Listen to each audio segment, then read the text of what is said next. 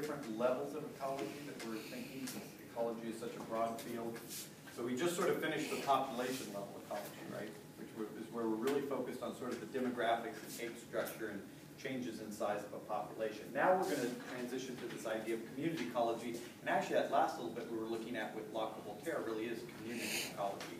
So these two are definitely related. You can take an entire semester-long course on just community ecology. You should all do that someday, right? And there's an entire chapter in Campbell, I think an entire chapter in Brooker on just community ecology. So we're going to do the fast and dirty part of it. The real difference between community ecology and population ecology is that you could, if you were a population ecologist, you could really just focus on a single species and somehow develop a study that focused only on one. If you're a community ecologist, you really do have to be looking at least two, otherwise it doesn't qualify as community ecology. So here the focus is really on the interaction between two species. And in a perfect world, it'd be nice to be able to look at a whole bunch of different species. It'd be great to be able to come in here and try to understand how all 500 different plant species interacted with one another and what the impact of each one was. Typically, though, as soon as you get beyond 2 or 3 members in a community, the modeling becomes very complicated, and so you end up usually focusing on just a couple of different populations at a time. Okay, so we're looking at interactions. This is all about interactions between at least 2 populations. So what types of interactions could you have? And I sort of divided them up this way. There are other ways potentially you could divide them up. Competition would be one. And we're not so much interested in intraspecific competition between individuals within a species. We're more interested now in interspecific competition. So competition between the members of 2 different species. You should realize that any kind of competition is going to be negative from the perspective of the 2 competitors, right? If I asked you, I mean, you could make an argument that competition's a good thing and all that, but if you don't have to compete, typically that's better for you, right? Because you get everything, right? You have no competitor, right? If you have no sibling, when your parents die, you inherit everything. Predation is not competition, right? Predation is one organism is going to eat the other, right? But we're going to lump under predation things you might not think of as a predator. So a cow is a predator. It preys on grass, right? So herbivory is going to also be predation. And it's interesting to point out that it's probably intuitive to you that competitors are going to be competing, right? That they're going to be in sort of this arms race where each one is trying to outdo the other. But predation is very similar to that. That's why I was saying you can use a Locke and Voltaire model for both of these things. The model works almost exactly the same way for both of them. Because if you think about it, a prey and a predator are in competition. The predator needs to get the prey in order to live, and the prey needs to get away from the predator in order to live. So they're both competing to see who's going to get to live, who's going to get to win, right? And then you have these relationships that we refer to as symbiosis. Sym means together, and bio means live. And some people have extremely broad definitions for the word symbiosis, such that they would argue like a lion eating a gazelle is a symbiotic interaction. I don't like that at all, so that's not the way I'm going to do it. I'm going to only refer to symbiotic interactions as those where you have prolonged, intimate contact between the 2 partners. And these are extremely common. You realize you have lots of symbiotic interactions, like right now, right? You have all different types of bacteria that are living in your gut, you know, and probably all other types of little micro-animals and microorganisms and stuff that you're symbiotic with. So symbiosis, in fact, could you argue that there's any living thing on Earth that's not symbiotic? And I'm not sure that there is. I think almost every living thing is symbiotic with something. But at the same time, not all interactions are symbiotic. We tend to divide symbioses up as to being either mutualistic, meaning that what? Both partners benefit. Commensal, which means one partner benefits and the other one is really harmed or benefited by the relationship. Or parasitic, which would mean that one individual benefits and the other one is actually harmed. I added this other little category of non-symbiotic mutualistic interactions. And any idea what that might entail? It's like something where both partners benefit, but you wouldn't really want to call it symbiosis because there's not really prolonged intimate contact. I mean, maybe like a bee visiting a flower, right? Some people will call that symbiosis. I wouldn't, because the bee doesn't live in the flower, right? It visits the flower and moves on. You could potentially put that into something like predation. The bee is eating the nectar and eating the pollen, but the bee is also doing something for the flower, right? So it's really not like the flower, you realize the flower attracts the bee. It's not like a prey that's trying to get away or something. There's a benefit to the flower. So I would tend to sort of think that goes better in another separate category. Yeah. So I mentioned briefly this idea of an arms race. If you think of a competitive interaction or a predator-prey interaction, what that does is, think about it if you're the prey. So I'm a gazelle, right? And I'm going to, what selection is going to do is it's going to drive me as a gazelle population, to get better and better and better at getting away from the lion, right? But then what is natural selection going to do to the lion population? It's going to make them get better and better and better at catching me, because their survival depends upon it, right? Can you all follow that? So if I'm getting faster and faster, they've got to get faster and faster. They've got to get better at ambushing me or working together as a group in order to trick me into running into their pride or something, right? Somehow the lions have to keep getting better. And of course, if the lions keep getting better, then what are the gazelles going to have to do? They're going to have to keep getting better. Do you all know what an arms race is? Or are you not old enough to remember, like, the Cold War? You know, at one point we were in this thing called the Cold War with the Soviet Union. Do you all know what I'm even talking about? I grew up in that, but I don't know, you guys are, it's probably over by the time most of you were born. I don't know. Maybe not quite. No, you're not quite that young, I guess. The idea is, you know, that we had, you know, like, I don't know, 100 nuclear weapons, and then they had to have 200, and if they have 200, that means we have to have 300, and if we have 300, then that means they have to have 400, right? You just keep trying to outdo the other one, because if you don't keep outdoing the other one, then you're going to be the loser, potentially, right? So Lee Van Valen, he was on my dissertation committee. He was one of 4 people on my dissertation committee, and he's famous for 2 things. He's famous for the ecological species concept. He wrote that in the 1970s, and he also came up with this idea called the Red Queen hypothesis. Have you ever heard of this?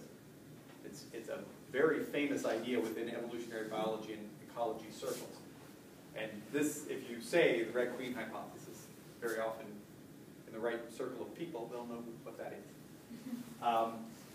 And basically what it says, it sounds rather logical now, but it was sort of a revolutionary idea at the time, is that all species have to keep evolving all the time. And the reason is because they interact with other species. There is no species that exists as an island unto itself. Every species is in some type of competitive interaction, predator-prey interaction, symbiotic interaction with other species. There is no such thing as a species that is completely non-interactive with any other species. So as long as you're interacting with other species, and you have these antagonistic interactions, like competition and predator-prey interactions, that means that you must constantly keep adapting to what the other partners or the other interactors are doing, right? Nobody's going to sit still. Because if somebody sat still, right, let's imagine, you know, the gazelle goes, wow, I'm going to keep getting faster and faster, and the lion goes, oh, well, you know, I'm kind of lazy, I'm just going to sit here. He's going to lose. You face extinction. So the basic idea of the Red Queen hypothesis is that all species are constantly evolving, that you must keep evolving just to stay in the game. That if you sit on your laurels and just go, you know, I'm not going to evolve, I'm not going to change, I'm not going to adapt, I've reached the end, right? Evolution's over, ta-da, here I am. You're done. That's the end for you. Because nobody else is going to stop. Everybody else is going to keep adapting and figure out how to basically become a better competitor or a better prey or a better predator, and you're going to lose, right? So the name here, it explains the evolutionary arms race driven by interactions between species, but the name comes from Alice in Wonderland and the Red Queen. And apparently there's some part in Alice in Wonderland where she's watching this race, and everybody in the race is running as fast as they can possibly run, but nobody's going anywhere at all. And the Red Queen was telling them, so it takes all the running you can do just to stay exactly where you are. And that's where he came up with the name. I've asked this on the final. I said, describe the Red Queen hypothesis. What does it refer to? And this is what it refers to. It refers to this idea of an evolutionary arms race, that everybody must keep evolving in order to stay in the game at all, because you're interacting with a bunch of species that are all evolving, and if you don't adapt to what they're doing, you go extinct. Yeah?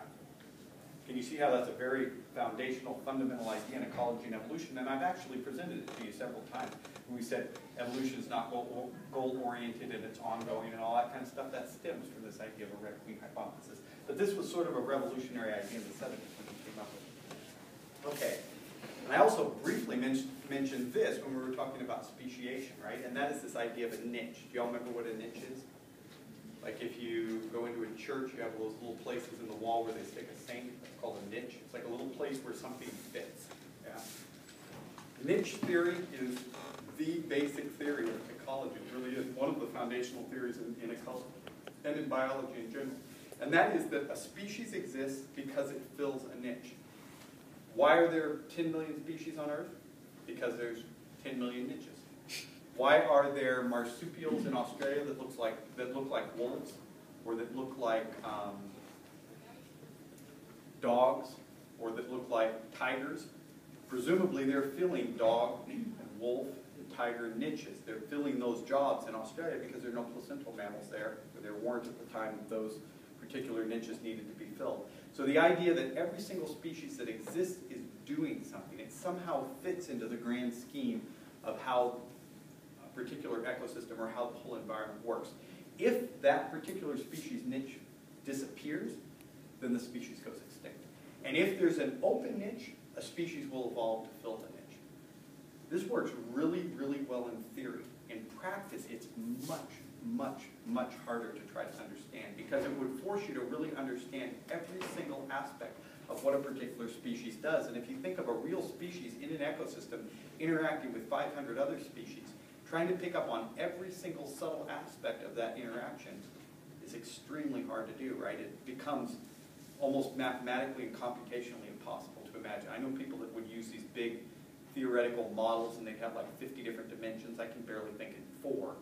3 is somewhat challenging, right? 50 dimensions or something because you're trying to model all of these different interactions. So you're modeling the interaction between this species and species A, then species B, then species C. And you're trying to somehow get this theoretical niche space, they would call it, where you can sort of model mathematically what the niche of something would be.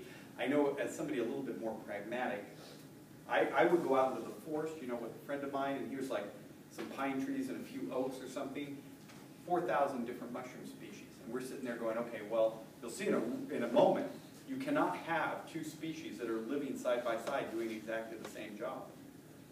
Because what happens is what's called a competitive exclusion. One of them goes away. So I'm sitting there looking at these 4,000 mushroom species according to niche theory. And this whole idea of niches, every single one of those 4,000 mushroom species has to be doing something slightly different that's absolutely critical to the functioning of the ecosystem. Otherwise, there should only be one species there.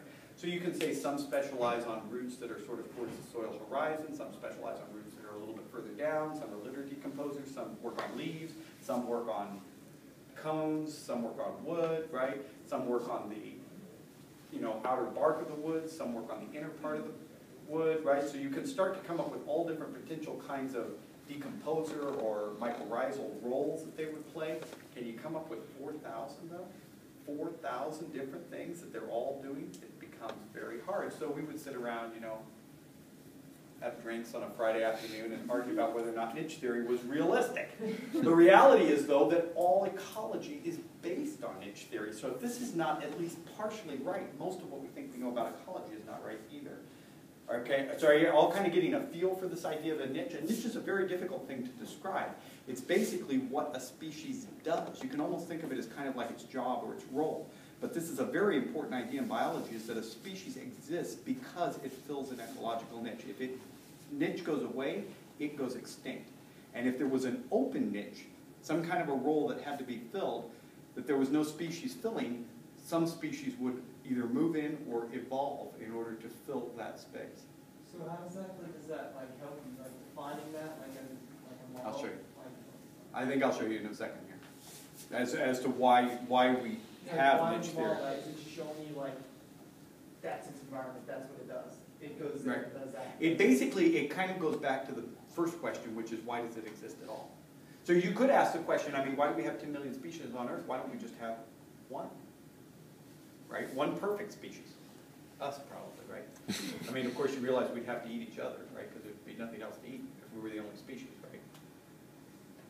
The idea is that presumably the vast array of biodiversity you see is necessary because every single one of those species is doing some kind of a critical job that can't be done by any other species.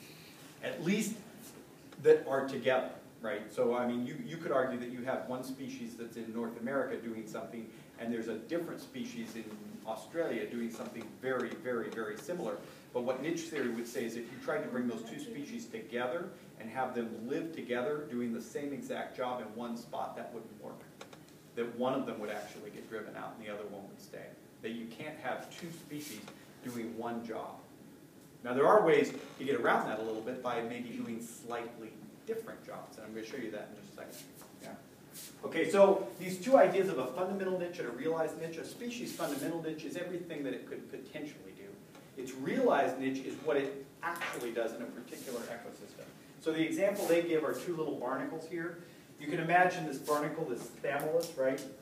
That it could occupy sort of the entire intertidal, but when it's in the presence of this other barnacle, Balanus, it's not competitive at the lower intertidal zones, so it just realizes a small part of its fundamental niche. So its realized niche is actually just a subset. Notice the realized niche could never be greater than the fundamental niche. It has to be the fundamental niche or something less than the fundamental niche.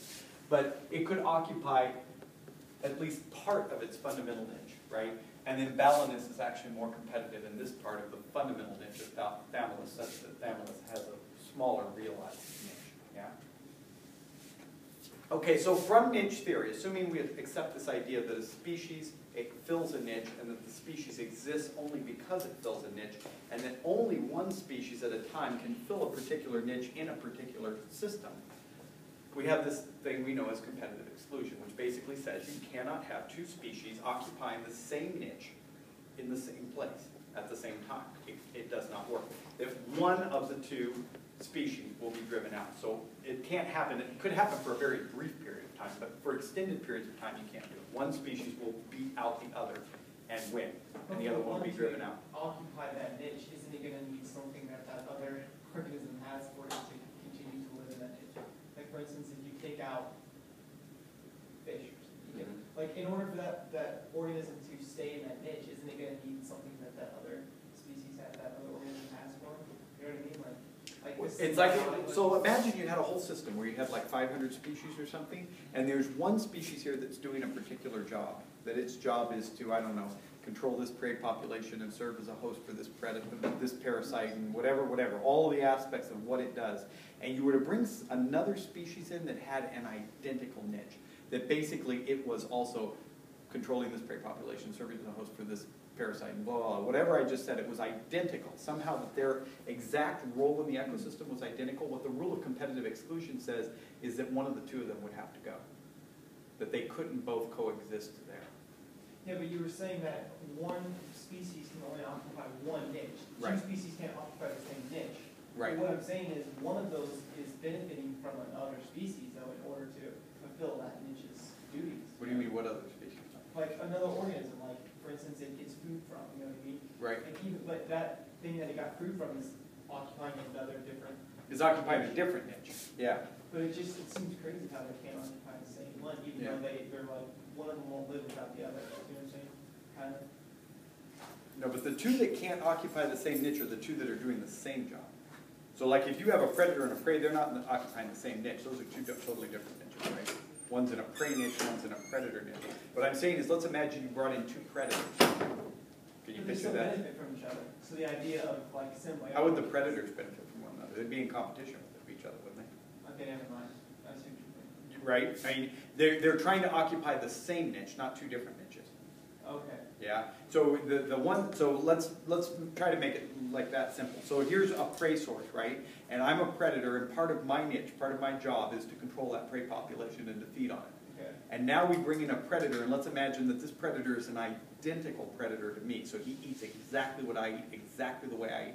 What the rule of competitive exclusion says doesn't say anything about the prey. It's saying about the two of us that we're in competition. And we're trying to occupy exactly the same niche. And if we're trying to occupy exactly the same niche, the rules of competitive exclusion says somebody's got to go. Okay. We can't do that for a prolonged period of time. It's not going to favor two different species that are occupying exactly the same role. But we have this thing called resource partitioning. So now, what if I say to my predator competitor here, you know, well, you know what? Sure, we've got all these rabbits, but maybe like, I'll kill the rabbits and I just kind of like to eat their back legs, and you can kind of focus on eating their ears, right?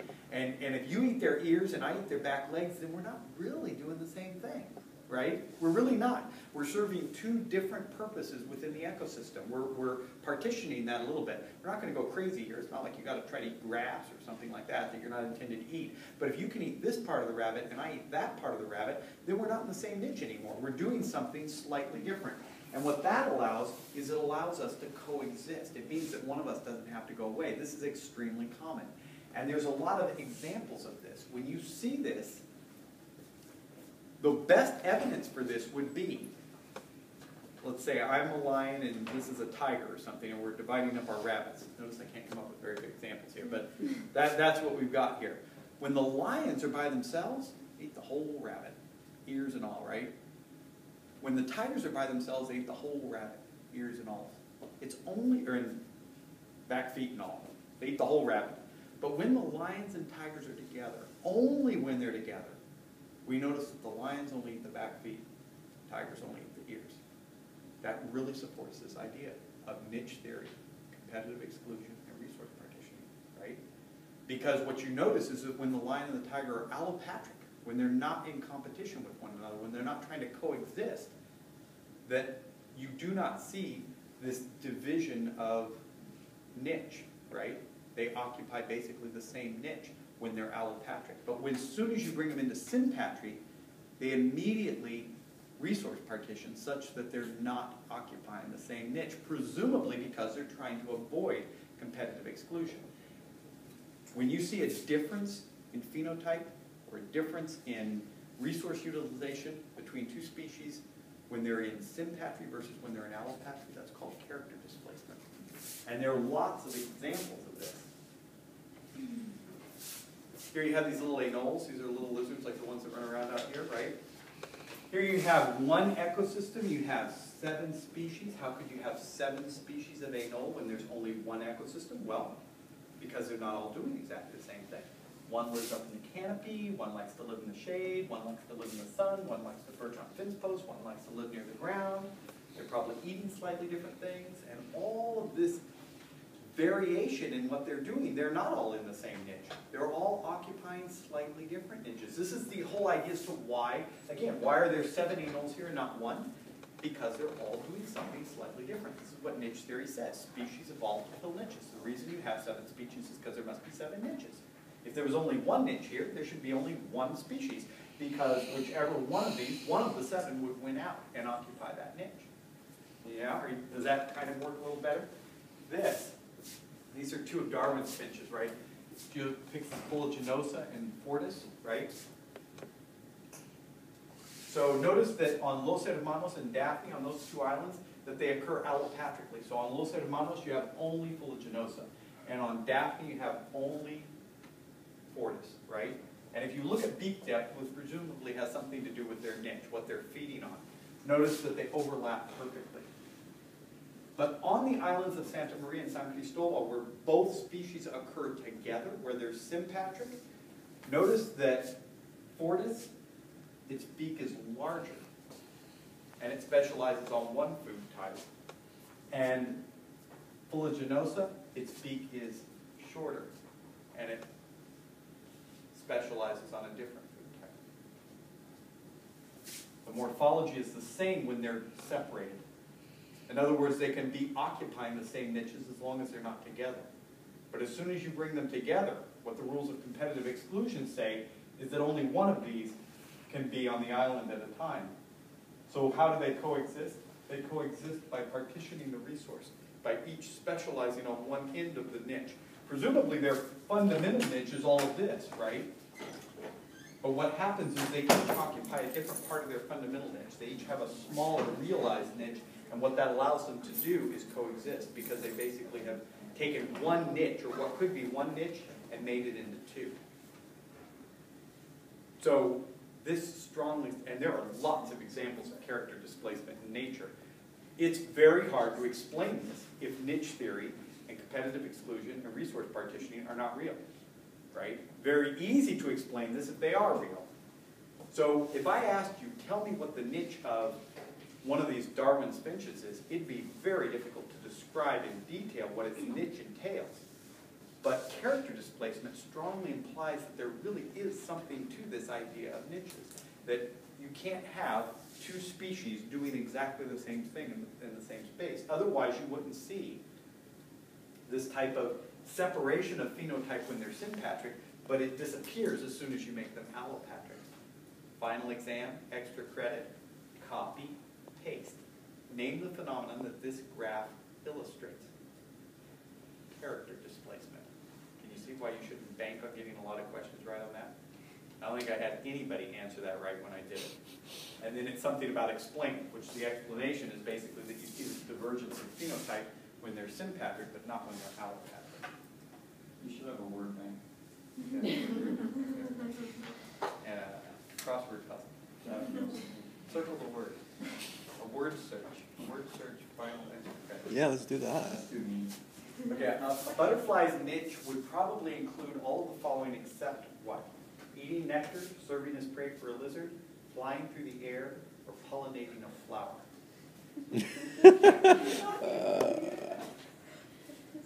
Obviously, a butterfly does all of those things, right? Which one would you maybe not consider part of its niche? What about the air before the butterfly? Air living.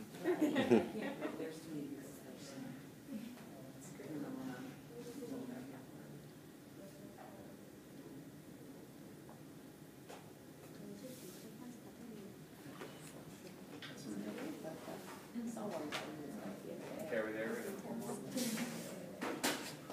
don't know why that's How do they catch them? That's the thing. You're sitting down. Oh, true. Okay, two more? No, but the bird has a, or the butterfly has wings. I think it'll be able to just Okay, go is that up. it then? 13? Another, is that it now? Yeah? Okay, I'm gonna assume that's it. Yeah, for some reason the numbers are all messed up. Did most of you pick this? I think what this is supposed to be is like 10. Yeah? Well, The numbers are screwy the way they're coming out. Most of you picked this, didn't you? Yeah. I know some people have debated this with me. Isn't there some kind of a little theory that, you know, every time a butterfly flaps its wing, like affects the rotation of moons around Uranus or something? Seriously, like that the whole universe is interconnected and every little insignificant event affects every other event or something. You haven't heard that? That's a little bit more spiritual for me than biological. So the most realistic answer, I think, is this one. Each one of these, you can clearly see some kind of an interaction between the butterfly and another member of the ecosystem, right? Another population within the ecosystem. How about this? Character displacement is observable only in allopatry, results in competitive exclusion, involves resource partitioning, or all of those. Y'all remember what character displacement is?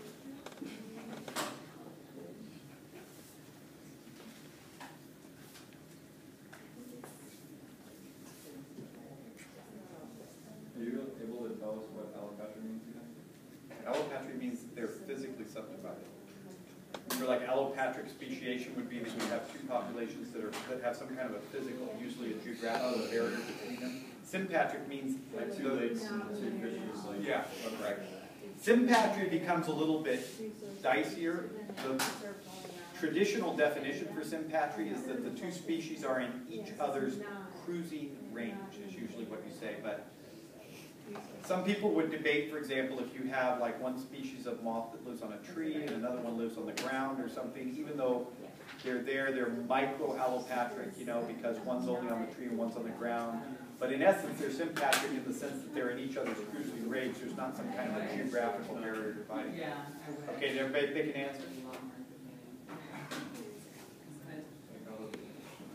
Okay, again, the numbers are screwy. Did most of you pick this?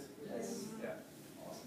It obviously is observable in sympatry, right, not in allopatry, and it doesn't result in competitive exclusion. It allows both to coexist, right? That's the whole idea of the character displacement. But it does involve resource partition. Okay, so let's look at some of the specific adaptations that we could have to predation. So things like camouflage, you all know what that means, right? It means basically what? You blend in, you disappear. Because if the predator can't see you, he can't eat you. Aposematic coloration, this means you're brightly colored, usually because you're poisonous, and you go, don't touch me, else I'm going to be awful to you. Mimicry is when you look like something else, right? So there's different types. Batesian mimicry is when the mimic is actually totally harmless. It looks like something that's dangerous. Mullerian mimicry is when you have two harmful things that look like one another, so the predator learns only a single color pattern, and it's more effective. And then some predators actually use bait trickery, which is where you make like a little lure or something. I don't know if you saw the frogfish at Mogia with the little lure, and, right? And they try to trick something to come close to them. And then plants don't just sit there and take it, right? They have anti-herbivorous. So this is supposed to be camouflage. See the frog? This is aposematic coloration, right? It's a little poison arrow frog. He's dangerous, so he's brightly colored. This shows you the frogfish with the little bait trickery. One of these is like a cuckoo bee, and the other one's a yellow jacket or something like this is a dipteran, this is a hymenopteran. And yet at the same time, they have a similar color pattern. They're both actually, they kind of sting or whatever, but this would be Mullerian mimicry. And then this is some kind of a moth, a caterpillar moth. And you notice it kind of looks like this. So if you were a bird and you were coming in to get this, you might kind of like think twice. That's whether that was that. This would be Batesian mimicry, right? Because this is obviously completely harmless, and that's not. It's looking like something that's deadly. And then this, if you were ever a Boy Scout or Girl Scout, you probably know this, right? This is a, yeah, how's that work? It's like, Yellow touches Red black, put it touches black, yellow, and yellow, red touches Yeah. yellow, and kills yellow. yeah, red on yellow kills a fellow, red on black is friend of Jack, or something like that. This is a little, this is a king snake, right? Yeah, you kind of don't want to probably be sitting there. You want to think a little bit more rather than just say the rhyme real fast and reach out and grab it. But this is a coral snake, right? This is a king snake. This is Batesian mimicry. This is totally harmless, right? This is poisonous. This is in the same group with cobras and stuff. But these guys have these little tiny heads, and their fangs are set so far back you'd almost like have to jam your finger in its mouth or something to get bit. But the venom is very potent if you do get bit by one. And then this shows you plants. You know, this is a stinging nettle. Here you can see the urticating epidermal hair that comes out of it. If you've ever weeded and you get those things that just prickle and sting for like hours afterwards, that's these. And then cactus, of course, have photosynthetic stems, and their leaves are modified to form spines. This is my nemesis. This is poison oak, poison ivy. I've had this several times because I go mushrooming, and the poison oak in California in the fall loses its leaves. It's deciduous, so you can get this from the sticks because I get it all the time, and you can't tell every stick looks like every other stick, so even if you know what it looks like, you can still get it. I've had it on my legs like that. I had some here one time in the winter. It produced so much pus, I wrapped these gauze bandages around, it would just seep all the pus through, and it would still stick to my hands, and I know all pus out there. It takes me months to get rid of it. I got poison ivy in Mississippi, and of course you know what other plants are in the Anacardiaceae in the plant family, poison oak and poison ivy, don't you? Mangoes. So you get mango face. I can't have mangoes like in my house. My eyes start to itch and they get all red. I was sucking on a mango pit in Paraguay one time. I had to go get all of these steroid shots and everything else because my mouth swelled up so big. Cashews are the other ones. You know, like there's a Peace Corps volunteer who was in Brazil. He was telling me little kids, they take this big fruit, that one little cashew nut's inside this big fruit, and the kids would break them apart and stuff, and of course they have these little sores all over their hands and everything from handling these. Next time you eat cashews and you think, wow, why is it $4 for a little teeny bag or something? That's why. Cashews are really nasty. And so, yeah, maybe I'm about 2 slides behind where I was with the other class, so maybe we'll pick up there. So don't forget all this. I've only got one lecture.